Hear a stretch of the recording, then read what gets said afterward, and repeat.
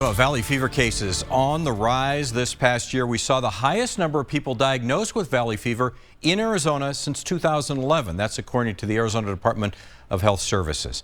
KGUN 9's Madison Thomas heads to the U of A to explore why it's bad now and what you need to know to try and stay safe.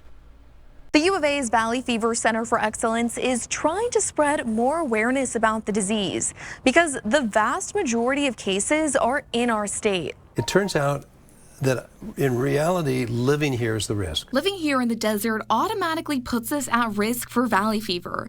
In fact, our friends and family living outside of the Southwest may not have even heard of it. Dr. John Galgiani is a professor of internal medicine and the director of the Valley Fever Center for Excellence. He's dedicated much of his career to studying valley fever. He's also developed a training program for primary care doctors to help treat the infections. He says 2/3 of valley fever cases in the U.S. are contracted right here in Arizona, and it's due to our soil. If you inhale a spore that gets out of the dirt, you become infected. The most recent data from the Arizona Department of Health Services shows over 14,000 cases in our state this past year. Lindsay Kohler is with the Pima County Health Department. She says our activities could have an impact on the number of cases each year, but weather also plays a part in transmitting it. We had a much drier, hotter season, and that's what it thrives in.